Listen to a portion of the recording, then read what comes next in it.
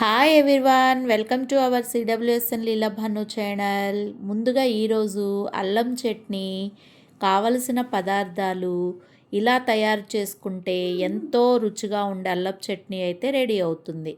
ముందుగా మనము మెంతులు, ధనియాలు, జీలకర్ర, మినపగుళ్ళు అయితే మనం తీసుకునే అల్లపు చట్నీ యొక్క క్వాంటిటీని బట్టి మనం దినుసుల్ని తీసుకోవాలి. ముందుగా స్టవ్ మీద పాన్ పెట్టుకుని సరిపడినంత మంచు నూనె అంటే వేరుశనగ నూనె అయితే వేసుకుని ఈ దినుసులన్నింటినీ కూడా సన్నని మంట పైన దోరగా వేయించుకోవాలి.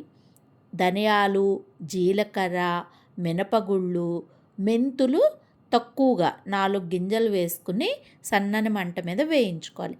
వేయించుకున్నాక మన అల్లపు చట్నీకి సరిపడినంత ఎండుమిర్చినైతే తీసుకోవాలి.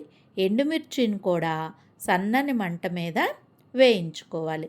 ముందుగా ఇప్పుడు మిక్సీ జార్ తీసుకుని దానిలోకి కళ్ళుప్పు సరిపడినంత వేసుకుని ఈ వేయించుకున్న ఎండుమిర్చి దినుసులన్నింటినీ కూడా మిక్సీకి అయితే వేసుకోవాలి. అలాగే మన పచ్చడికి కావాల్సిన అల్లాన్ని ముందుగా శుభ్రంగా కడిగి సన్నని ముక్కలు ఆరబెట్టుకుని నూనెలో వేయించుకోవాలి. ఇప్పుడు మనం ఈ ధనియాలు, ఎండుమిర్చి మిక్సీ పట్టుకున్న దానిలోకి వెల్లుల్లి రెమ్మలనైతే వేసుకోవాలి.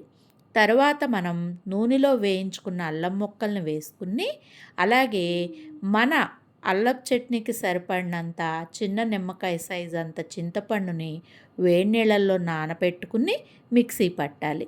అలాగే మన అల్లపు చట్నీకి కావలసినంత బెల్లం తరుగును కూడా వేసుకుని ఇప్పుడు నేను చూపిస్తున్న విధంగా అయితే మెత్తని పేస్ట్ లాగా అల్లపు చట్నీని అయితే ప్రిపేర్ చేసుకోవాలి. ఇప్పుడు మనం పాన్లోకి మన అల్లపు చట్నీ తాలింపులోకి సరిపడినంత నూనెని తీసుకుని ఇప్పుడు నేను చూపించిన తాలింపు దినుసులు ఎండుమిర్చి, పచ్చెనపప్పు, సాయమినపగుళ్ళు, ఆవాలు అన్నింటినీ వేసుకుని ఇప్పుడు ఇంగువ, కరివేపాకు అలాగే కొద్దిగా పసుపు కూడా వేసుకుని మనం తాలింపునైతే పెట్టుకోవాలి. చూసారా అల్లపు చట్నీ ఎంత కమ్మగా ప్రిపేర్ అయ్యిందో. ఇప్పుడు మనకి కొంచెం వేడి నీళ్ళు కావాలనుకుంటే కూడా కలుపుకోవచ్చు. అది మన యొక్క అల్లపు చట్నీని బట్టి ఉంటుంది. మన అల్లపు చట్నీ నచ్చినట్లయితే like, share, subscribe. Thank you.